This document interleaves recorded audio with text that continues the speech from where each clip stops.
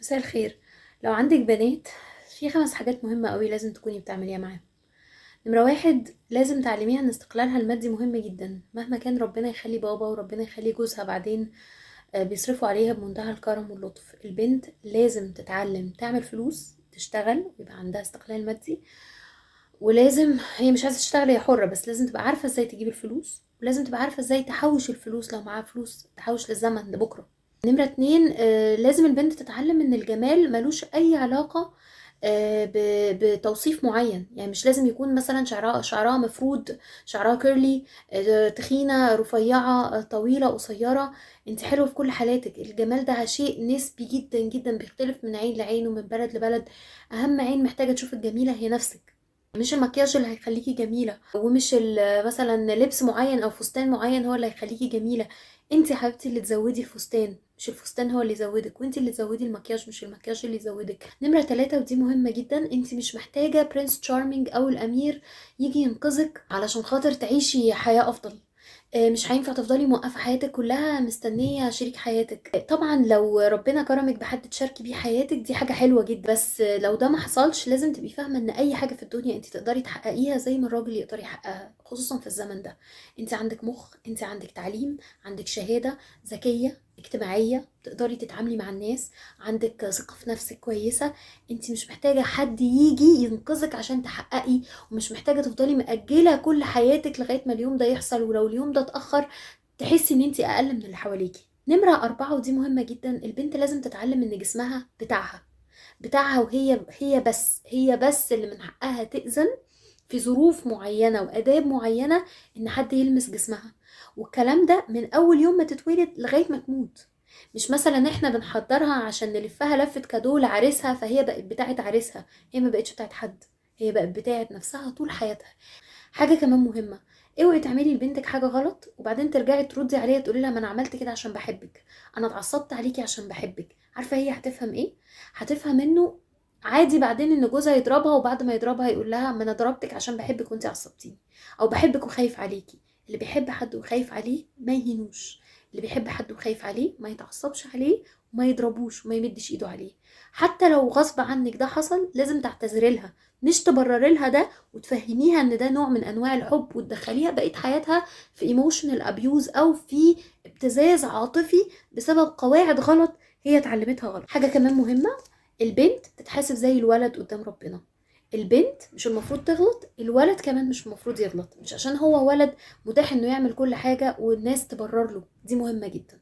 الولاد في بعض الاحيان بتاخد ثقة يمكن تكون ساعات زايدة اصلا عن الطبيعي والمفروض. على العكس البنات بتاخد ثقة قليلة جدا في بعض الأحيان في نفسها، في بعض الأحيان. فهي مثلا ابنها بيعيا بتلوم نفسها انه ابنها عي. ابنك رفيع انت اللي مهملة فيه يا هانم. بيتك معرفش فيه ايه فانت اللي غلطانة، كأن هي السبب الوحيد في كل حاجة بتحصل في الكون سلبية. فبتتربى على انها تلوم نفسها. لا يا حبيبتي، في حوادث قدرية بتحصل حواليكي مش كل حاجة ليكي علاقة بيها. ساعات بيبقى الزوج هو اللي غلطان، ساعات بيبقى الاب، ساعات الام، ساعات اخواتها. مش شرط هي ابدا اللي تبقى دايما ملامة على كل حاجة. ساعات بتلام على شكل ابنها او على ان ابنها جه ولد او بنت. طب هي دي حاجة اختارتها؟ يعني هي اختارت شكلها او اختارت شكل البيبي؟ وبعدين هو في الدنيا في بيبي شكله وحش؟ سبحان الله، في قلب وحش لو شاف بيبي شكله وحش يبقى هو قلب وحش.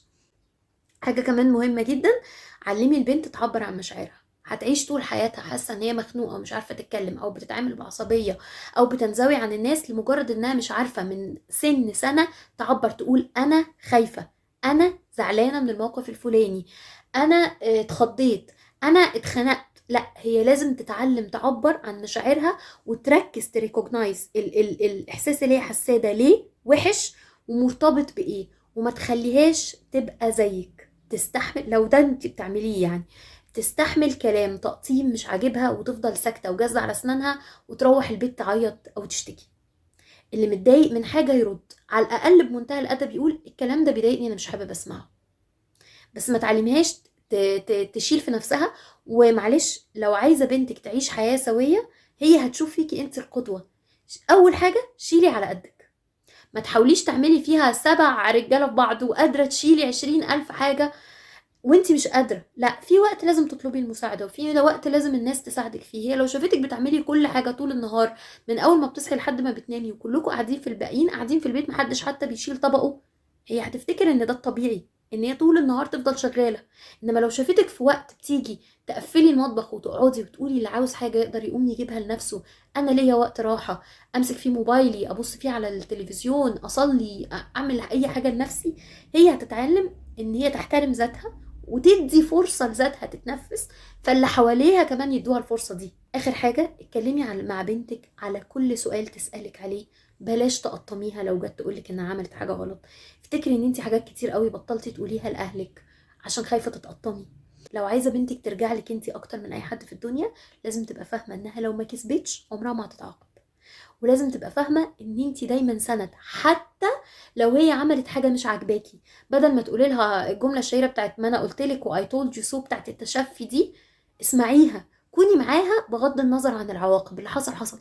هي لازم تلاقيكي، لو ما لقيتكيش انت هتلاقي ناس غيرك مش هترتاح معاهم. جاوبيها عن كل سؤال هي نفسها فيه، تعرفوا من اول اسم كل قطعه في جسمها، تبقى فاهمه ايه اسمه، عشان حتى لما تحب تشتكي ان وجعها تعرف تقول ايه ده، تحترم كل حتة في جسمها وتبقى فاهمة ايه ده، لغاية ما تكبر ويجي لها مثلا الدورة الشهرية وتبقى عايزة تعرف اكتر عن الدورة، لغاية ما تكبر وتبقى عروسة وتبقى بتسألك انتي في حضنك انتي، مش بترجع لأي حد تاني. ربنا يبارك في البنات وأمهات البنات ويبارك في الولاد برضه.